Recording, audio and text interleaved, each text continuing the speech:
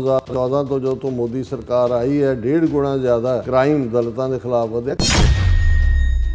ਕਿਉਂਕਿ ਇਹ ਤਾਂ ਮਨੂ ਸਮ੍ਰਿਤੀ ਲਿਆਉਣਾ ਚਾਹੁੰਦੇ ਨੇ ਵਾਪਸ, ਜਿਹਦੇ ਚ ਬ੍ਰਾਹਮਣ ਦੀ ਡੋਮੀਨੈਂਸ ਹੈ ਔਰ ਉਹਨਾਂ ਨੂੰ ਇਹ ਜਿਹੜਾ ਕਨਸਟੀਟਿਊਸ਼ਨ ਹੈ ਉਹ ਕਬੂਲ ਨਹੀਂ ਹੈ, ਕਿਉਂਕਿ ਇਹ ਘੱਟੋ ਘੱਟ ਹਰ ਇੱਕ ਨੂੰ ਬਰਾਬਰੀ ਦਾ ਵੋਟ ਦਾ ਹੱਕ ਦਿੰਦਾ ਹੈ। 200 million Dalits are on the lowest rung of hierarchy and often targeted for discrimination. ਇਸ ਬਦਲਦੀ ਦੁਨੀਆ ਵਿੱਚ ਤੁਸੀਂ ਪਿੱਛੇ ਨਾ ਰਹਿ ਜਾਓ। ਹਰ ਘਟਨਾ ਜੋ ਤੁਹਾਡੀ ਜ਼ਿੰਦਗੀ ਤੇ ਅਸਰ ਪਾ ਰਹੀ ਹੈ, ਅਸੀਂ ਉਸ ਬਾਰੇ ਦਵਾਂਗੇ ਤੁਹਾਨੂੰ ਸਟੀਕ ਤੇ ਸਹੀ ਜਾਣਕਾਰੀ। ਤੁਹਾਡਾ ਆਪਣਾ ਹੱਕ ਸੱਚ ਦੀ ਆਵਾਜ਼ TV84। TV84 ਦੇ ਨਾਲ ਜੁੜਨ ਲਈ ਆਪਣਾ ਫੋਨ ਚੁੱਕੋ ਤੇ ਐਪ ਸਟੋਰ ਵਿੱਚ ਜਾ ਕੇ ਡਾਊਨਲੋਡ ਕਰੋ TV84 ਦੀ ਨਵੀਂ ਐਪ। ਇਸ ਐਪ ਤੇ ਤੁਸੀਂ ਦੇਖ ਸਕਦੇ ਹੋ 24 ਘੰਟੇ TV84 ਦਾ ਲਾਈਵ ਚੈਨਲ ਅਤੇ ਨਾਲ ਹੀ ਪੰਜ ਪੰਜਾਬ ਅਤੇ ਦੁਨੀਆ ਭਰ ਦੀਆਂ ਅਹਿਮ ਖਬਰਾਂ। ਫਿਰ ਦੇਰ ਕਿਸ ਗੱਲ ਦੀ, ਹੁਣੇ ਡਾਊਨਲੋਡ ਕਰੋ TV84 ਦੀ ਨਵੀਂ ਐਪ।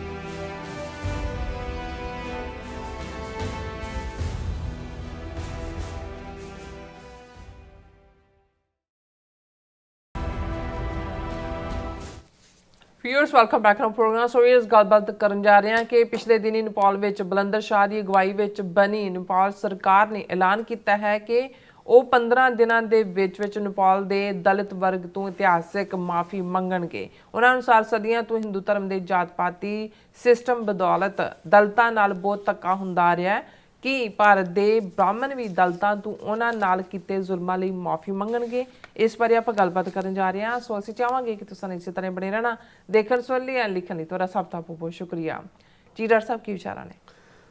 ਦੇਖੋ, ਅਸੀਂ ਦੱਸ ਦਈਏ ਭਾਵੇਂ ਪਿਛਲੇ ਕਈ ਹਫ਼ਤੇ ਤੋਂ TV84 ਦੇ ਪ੍ਰੋਗਰਾਮਾਂ ਦੇ ਵਿੱਚ ਖਾਸ ਤੌਰ ਤੇ ਸੱਚੋ ਸੱਚ ਵੀ ਐਡ ਚੱਲਦੀ ਹੈ ਕਿ ਵਾਸ਼ਿੰਗਟਨ DC ਕੈਪੀਟਲ ਹਿੱਲ ਦੇ ਉੱਤੇ ਫਰੀडम ਮਾਰਚ ਜਿਹੜਾ ਪਿਛਲੇ ਲਗਭਗ 7 ਸਾਲ ਤੋਂ ਲਗਾਤਾਰਤਾ ਦੇ ਨਾਲ ਮੈਸੇਜ ਦਿੰਦਾ ਹੈ ਜੀ, ਜਿੱਥੇ ਇਹ ਆਪਣੇ ਆਪ 'ਚ ਖਾਲਸਾ ਸਾਜਨਾ ਦਿਵਸ ਨੂੰ ਜਿਹੜਾ ਸਮਰਪਿਤ ਹੈ, ਪਰ ਇਸ ਦਾ ਮੈਸੇਜ ਆਪਣੇ ਆਪ 'ਚ ਲਫ਼ਜ਼ ਫਰੀडम ਹੀ ਇਹ ਦੱਸਦਾ ਹੈ ਕਿ ਇਹ ਮਹਿਜ਼ ਅਸੀਂ ਇੱਕ 1699 ਦੀ ਵਿਸਾਖੀ ਨੂੰ ਯਾਦ ਨਹੀਂ ਕਰ ਰਹੇ, ਜਿਹੜਾ ਖਾਲਸਾ ਜਿਹੜਾ ਜਿਸ ਨੂੰ ਗੁਰੂ ਸਾਹਿਬ ਨੇ ਰਾਜ ਕਰੇਗਾ ਖਾਲਸਾ ਦੇ ਨਾਲ ਸੋਵਰਨਿਟੀ ਦੀ ਬਖਸ਼ਿਸ਼ ਕੀਤੀ।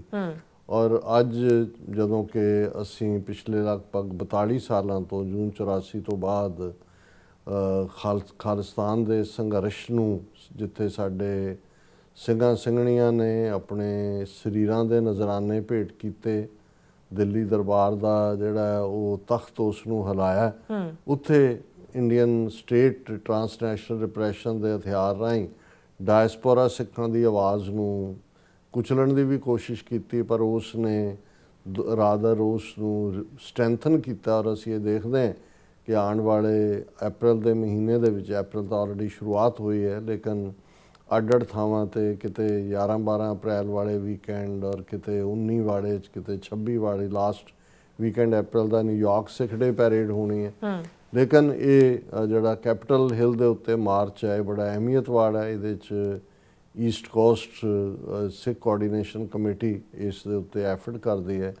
ਲਗਭਗ 25 ਤੋਂ ਜ਼ਿਆਦਾ ਗੁਰਦੁਆਰਿਆਂ ਤੋਂ ਬੱਸਾਂ ਦਾ ਪ੍ਰਬੰਧ ਹੈ। ਸੋ TV84 ਦੀ ਸਾਡੀ ਟੀਮ ਵੀ ਉਸ ਨੂੰ ਕਵਰ ਕਰੇਗੀ ਪੂਰਾ, ਕਿਉਂਕਿ ਕੱਲ੍ਹ ਅਸੀਂ ਜਿਹੜਾ ਕੱਲ੍ਹ ਦਾ ਸੱਚੋ ਸੱਚ ਦਾ ਫਾਰਮੈਟ ਹੈ ਉਹ ਡਿਸਕਸ਼ਨ ਹੋਏਗੀ ਵੀਰ ਸੁਖਵਿੰਦਰ ਸਿੰਘ ਨਾਲ। ਇਸ ਲਈ ਅਸੀਂ ਅੱਜ ਦੇ ਇਸ ਪ੍ਰੋਗਰਾਮ ਦੇ ਵਿੱਚ ਖਾਸ ਤੌਰ 'ਤੇ ਜਿਹੜੇ ਸ਼ਾਇਰ ਸਾਡੇ ਨੇ ਉਹਨਾਂ ਨੂੰ ਅਸੀਂ ਜਿਹੜਾ ਅੱਜ ਡਿਸਕਸ ਕਰਾਂਗੇ। ਆਲਰੇਡੀ ਭਾਈ ਸੰਤੋਖ ਸਿੰਘ ਪਾਊ ਜੀ ਹੋਰਾਂ ਦੀ ਨਜ਼ਮ ਈਰਾਨ ਦੇ ਉੱਤੇ ਅਸੀਂ ਡਿਸਕਸ ਕੀਤੀ ਹੈ।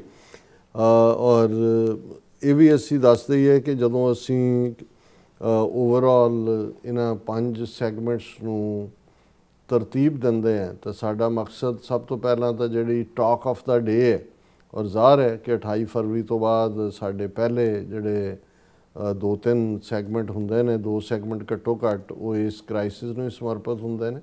ਪਰ ਉਸ ਦੇ ਨਾਲ ਸਾਡੇ ਲਈ ਸਾਊਥ ਏਸ਼ੀਆ ਬੜੀ ਅਹਿਮੀਅਤ ਵਾਲਾ ਖਿੱਤਾ ਹੈ, ਜਿੱਥੇ ਉਹਨਾਂ ਸਾਊਥ ਏਸ਼ੀਆ ਦੇ 8-9 ਮੁਲਕਾਂ ਦੇ ਵਿੱਚ ਖਾਲਿਸਤਾਨ ਵੀ ਇੱਕ ਮੁਲਕ ਦੇ ਤੌਰ 'ਤੇ ਬਹੁਤ ਜਲਦੀ ਜਿਹੜਾ ਉਹ ਆਪਣੀ ਥਾਂ ਬਣਾਉਣ ਵਾਲਾ ਹੈ।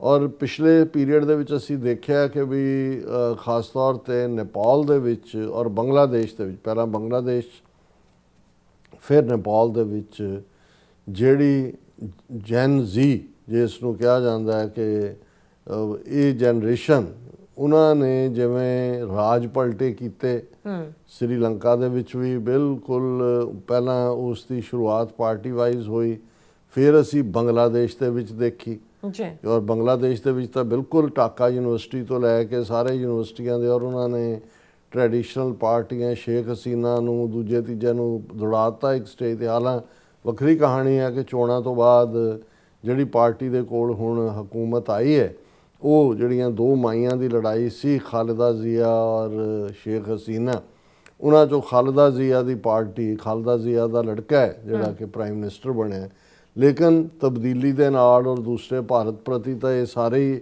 ਹੋਸਟਾਈਲ ਰਵੱਈਆ ਹੀ ਹੈ, ਕਿਉਂਕਿ ਭਾਰਤ ਨੇ ਬਹੁਤ ਬੁਰੀ ਤਰ੍ਹਾਂ ਬੰਗਲਾਦੇਸ਼ ਨੂੰ ਆਪਣੀ ਕਾਲੋਨੀ ਬਣਾਇਆ ਹੋਇਆ ਸੀ।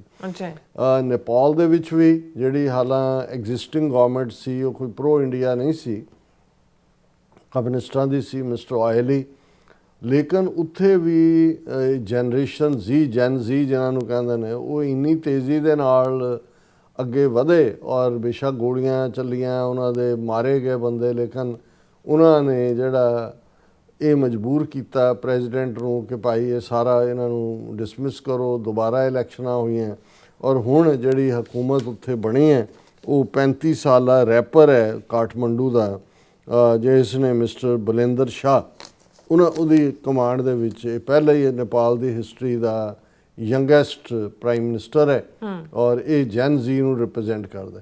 ਸੋ ਅਸੀਂ ਇਹ ਦੇਖਦੇ ਹਾਂ ਕਿਉਂਕਿ ਕੁਝ ਚੀਜ਼ਾਂ ਜਿਹੜੀਆਂ ਜਨਰੇਸ਼ਨ ਟੂ ਜਨਰੇਸ਼ਨ ਚੱਲ ਰਹੀਆਂ ਹੁੰਦੀਆਂ, ਜੇ ਅਸੀਂ ਸਾਊਥ ਏਸ਼ੀਅਨ ਸੁਸਾਇਟੀ ਵੱਲ ਨਜ਼ਰ ਮਾਰੀਏ, ਜਿਹੜੀਆਂ ਵੈਲਿਊਜ਼ ਜਿਵੇਂ ਕਾਸਟ ਸਿਸਟਮ ਹੈ, ਕਾਸਟ ਸਿਸਟਮ 3500 ਸਾਲ ਪਹਿਲਾਂ ਜਦੋਂ ਕਿ ਰਿਗਵੇਦ ਹੋਂਦ 'ਚ ਆਉਂਦਾ ਉਦੋਂ ਤੋਂ ਉਹਦੀਆਂ ਜੜ੍ਹਾਂ ਨੇ ਔਰ ਉਸ ਨੂੰ ਕੋਡੀਫਾਈ ਕਰਕੇ ਇੱਕ ਸੰਗਲ ਬਣਾ ਕੇ ਜਿਹੜੀ ਹਿਊਮਿਲੀਏਸ਼ਨ ਦੀ ਸਿਖਰਾਂ ਤੱਕ ਪਹੁੰਚਾਇਆ, ਉਹ ਮੰਨੂ ਹੈ ਜਿਹਨੇ ਕਿ ਲਾਅ ਬਣਾਇਆ, ਮੰਨੂ ਸਿਮਰਤੀ।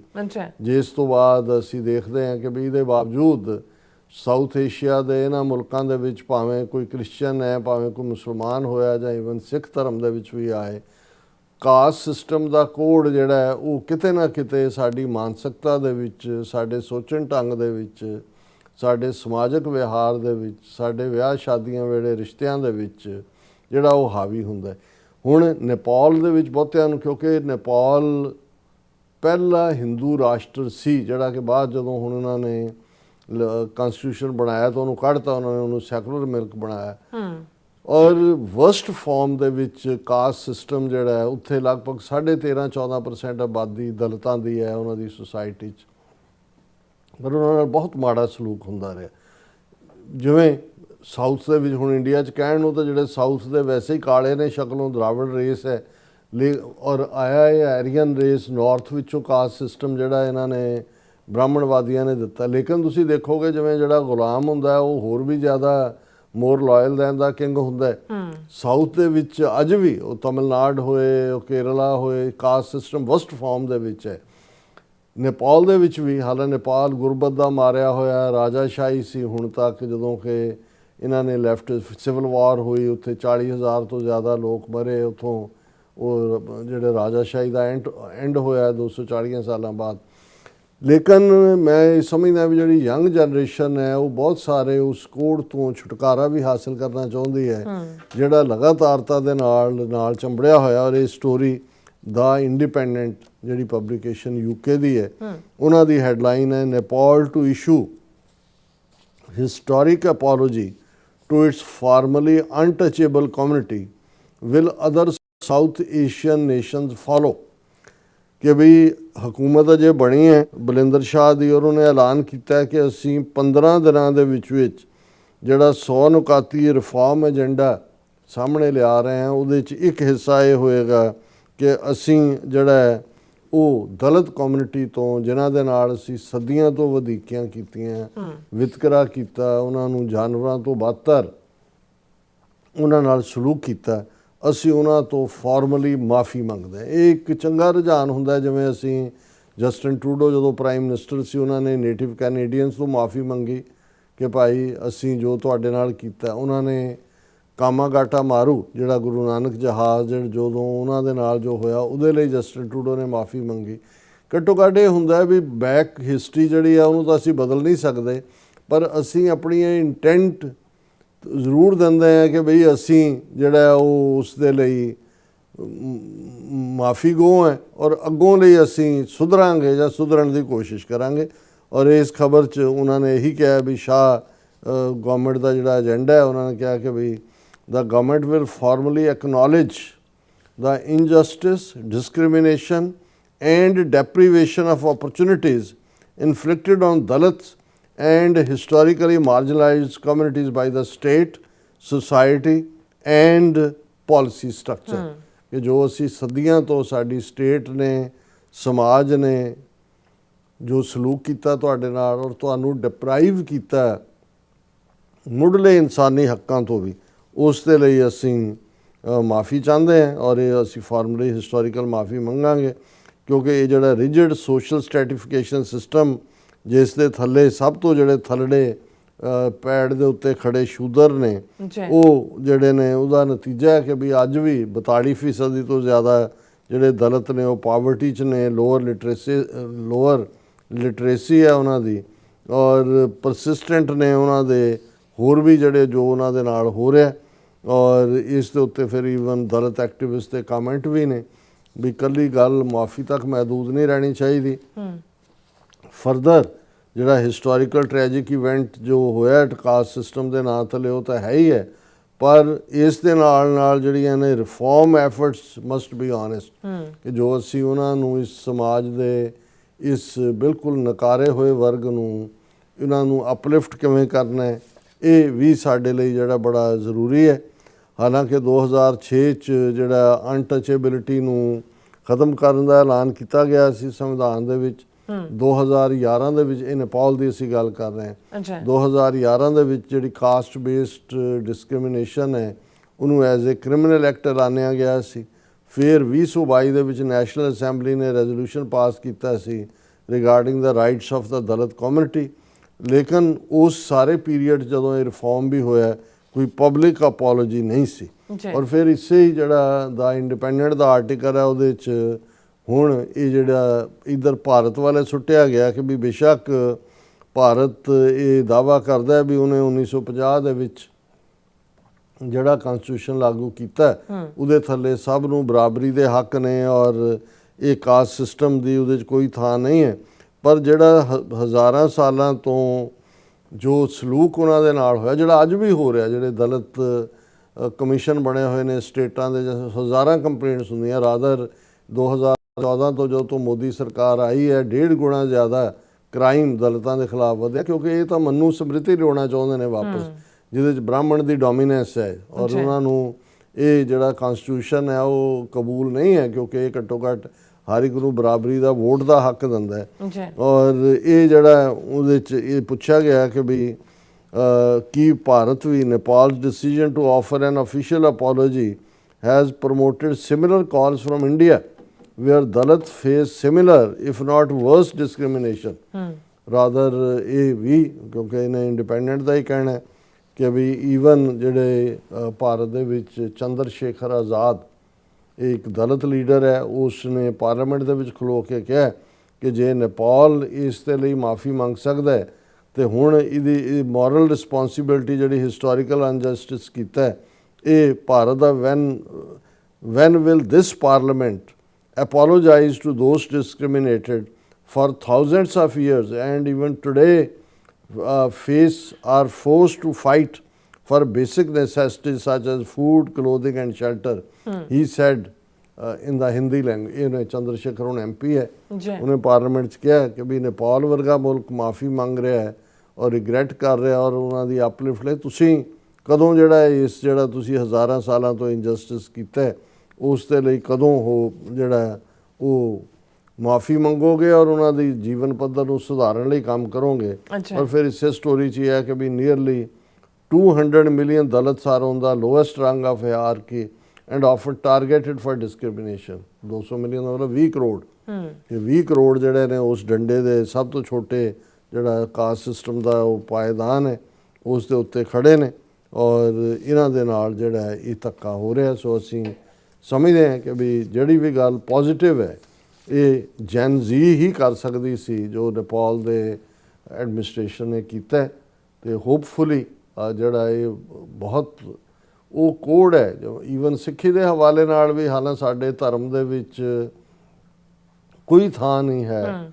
ਗੁਰੂ ਸਾਹਿਬ ਨੇ ਗੁਰੂ ਨਾਨਕ ਪਾਤਸ਼ਾਹ ਦਾ ਫਰਮਾਨ, ਨੀਚਾ ਅੰਦਰ ਨੀਚ ਜਾਤ, ਨੀਚੀ ਹੂੰ ਅਤ ਨੀਚ, ਨਾਨਕ ਤਿਨ ਕੇ ਸੰਗ ਸਾਥ, ਵੱਡਿਆਂ ਸਿਉ ਕਿਆ ਰੀਸ, ਜਿੱਥੇ ਨੀਚ ਸੰਭਾਲੀਆਂ ਤਿੱਥੇ ਨਦਰ ਤੇਰੀ ਬਖਸ਼ਿਸ਼। ਪਰ ਇਹਦੇ ਬਾਵਜੂਦ ਅੱਜ ਵੀ ਸਮਾਜ ਦੇ ਵਿੱਚ ਬੇਸ਼ੱਕ ਇੰਡੀਅਨ ਸਟੇਟ ਨੇ ਪੰਜਾਬ ਦੇ ਵਿੱਚ ਇਸ ਪੋਲਰਾਈਜੇਸ਼ਨ ਨੂੰ ਬਹੁਤ ਹਵਾ ਦਿੱਤੀ ਹੈ। ਲੇਟਲੀ ਰਾਪੁਰ ਬੱਲਾਂ ਦੇ ਨਾਂ ਥੱਲੇ ਜਾਂ ਹੋਰ ਅਡਰੀ ਪਛਾਣ ਦੇ ਨਾਂ ਥੱਲੇ ਜਿਹੜਾ ਹੈ ਉਹ ਕਈ ਕੁਛ ਐਸਾ ਚੱਲ ਰਿਹਾ। ਸਾਨੂੰ ਖਬਰਦਾਰ ਹੋਣ ਦੀ ਲੋੜ ਹੈ। ਸਾਡੇ ਲਈ ਗੁਰੂ ਸਾਹਿਬ ਦਾ ਇਹ ਫਰਮਾਨ ਜਿਹੜਾ ਗੁਰੂ ਨਾਨਕ ਪਾਤਸ਼ਾਹ ਤੋਂ, ਜਿੱਥੇ ਉਹਨਾਂ ਨੇ ਨਿਮਾਣਿਆਂ ਨਤਾਣਿਆਂ ਨੂੰ ਆਪਣੇ ਗੜ ਲਾਇਆ, ਉੱਥੇ 10ਵੇਂ ਪਾਤਸ਼ਾਹ ਨੇ ਅੰਮ੍ਰਿਤ ਦੀ ਦਾਤ ਬਖਸ਼ ਕੇ ਇੱਕੋ ਬਾਟੇ ਦੇ ਵਿੱਚ ਖੰਡੇ ਬਾਟੇ ਦੀ ਪਹੁਲ ਜਿਹੜੀ ਹੈ ਉਹ ਬਖਸ਼ੀ ਖਾਲਸੇ ਨੂੰ ਔਰ ਇਹ ਫਰਮਾਇਆ ਕਿ ਅੱਜ ਤੋਂ ਤੁਹਾਡੀ ਕੁੱਲ ਨਾਸ, ਕਰਮ ਨਾਸ, ਕਿਰਤ ਨਾਸ, ਵਰਣ ਨਾਸ, ਭਰਮ ਨਾਸ ਇਹ ਹੈ। ਔਰ ਇਹੀ ਜਦੋਂ ਇਹ ਦ੍ਰਿੜ ਕਰਵਾਇਆ ਜਾਂਦਾ ਕਿ ਤੁਹਾਡੇ ਪਿਤਾ ਗੁਰੂ ਗੋਬਿੰਦ ਸਿੰਘ, ਮਾਤਾ ਸਾਹਿਬ ਕੌਰ ਵਾਸੀ ਅਨੰਦਪੁਰ ਦੇ, ਔਰ ਸਿੰਘ ਔਰ ਕੌਰ ਇਹ ਆਪਣੇ ਆਪ ਦੇ ਵਿੱਚ ਇਸ ਤੋਂ ਬਾਅਦ ਆਪਣਾ ਛੱਜ ਬੰਨਣ ਦਾ ਰਿਵਾਜ ਅਜੇ ਛੱਡਿਆ ਨਹੀਂ ਬਹੁਤਿਆਂ ਨੇ, ਸੋ ਕਾਲਡ ਲਾਸਟ ਨੇਮ ਦੇ ਥੱਲੇ, ਪਰ ਇੱਥੇ ਸਿੰਘ ਤੇ ਕੌਰ ਦੇ ਉੱਤੇ ਗੱਲ ਮੁੱਕ ਜਾਂਦੀ ਸੀ। ਗੁਰੂ ਗੋਬਿੰਦ ਸਿੰਘ ਦੇ ਅਸੀਂ ਬੱਚੇ ਹੈ, ਬੱਚੀਆਂ, ਔਰ ਇਹੀ ਸਿੰਘ ਕੌਰ ਸਾਨੂੰ ਉਸ ਪਰਿਵਾਰ ਦਾ ਹਿੱਸਾ ਬਣਾਉਂਦਾ ਹੈ ਜਿੱਥੇ ਜ਼ਾਤ ਪਾਤ ਨਾਂ ਦੀ ਕੋਈ ਚੀਜ਼ ਨਹੀਂ ਹੈ। ਉਸ ਏਕ ਪਿਤਾ ਏਕਸ ਕੇ ਹਮ ਬਾਰਕ, ਇਹ ਤਾਂ ਹੈ ਹੀ ਸੀ ਰੂਹਾਨੀ ਫਰਮਾਨ, ਪਰ ਸਿੱਖ ਕੌਮ ਦੇ ਤੌਰ ਤੇ, ਖਾਲਸਾ ਕੌਮ ਦੇ ਤੌਰ ਤੇ ਕਲੈਕਟਿਵ ਸਾਡੀ ਹੋਣੀ ਜਿਹੜੀ ਹੈ ਉਹ ਇਸ ਲੈਵਲ ਦੇ ਉੱਤੇ ਜਿਹੜਾ ਹੈ ਉਹ ਇੱਕ ਉਸ ਸਿਧਾਂਤ ਨਾਲ ਜੁੜੀ ਹੋਈ ਹੈ ਜਿਹੜਾ ਸਿਧਾਂਤ ਸਾਨੂੰ ਜ਼ਾਤ ਪਾਤ ਚੋਂ ਕੱਢਦਾ ਹੈ। ਔਰ ਇਹ ਵੀ ਫਰਮਾਨ ਅਸੀਂ ਕਿਤੇ ਰਹਿਤਨਾਮੇ 'ਚ ਦੇਖਦੇ ਹਾਂ ਕਿ ਅੰਮ੍ਰਿਤ ਕੋ ਪਾਣੀ ਕਹੇ, ਸਿੱਖ ਕੀ ਪੁੱਛੇ ਜ਼ਾਤ, ਦਿਆ ਸਿੰਘ ਮਮ ਸਿੱਖ ਨਹੀਂ, ਜਨਮ ਗਵਾਵੇ ਬਾਤ। ਕਿ ਈਵਨ ਕਿਸੇ ਸਿੱਖ ਨੂੰ ਇਹ ਪੁੱਛਣਾ ਕਿ ਤੁਹਾਡਾ ਪਿਛੋਕੜ ਕੀ ਹੈ ਜਾਂ ਜ਼ਾਤ ਕੀ ਹੈ, ਇਹ ਵੀ ਜਿਹੜਾ ਹੈ ਇਹ ਉਹਦਾ ਜਨਮ ਵੀ ਵਿਅਰਥ ਜਾਂਦਾ ਹੈ। ਸੋ ਇਹ ਹੁਣ ਸਾਨੂੰ ਦੇਖਣਾ ਹੋਏਗਾ ਵੀ ਅਸੀਂ ਕਿੱਥੇ ਖੜੇ। ਬਿਲਕੁਲ ਰਸਤਾ ਤੁਹਾਡਾ ਬਹੁਤ ਬਹੁਤ ਸ਼ੁਕਰੀਆ। ਸਵਾਲ ਲੈਣਾ ਬ੍ਰੇਕ ਵਿਊਅਰਸ, ਤੁਸੀਂ ਕਿਤੇ ਨਹੀਂ ਜਾਣਾ, ਮਿਲਦੇ ਆ ਛੋਟੇ ਜਿਹੇ ਵਕਫੇ ਤੋਂ ਬਾਅਦ।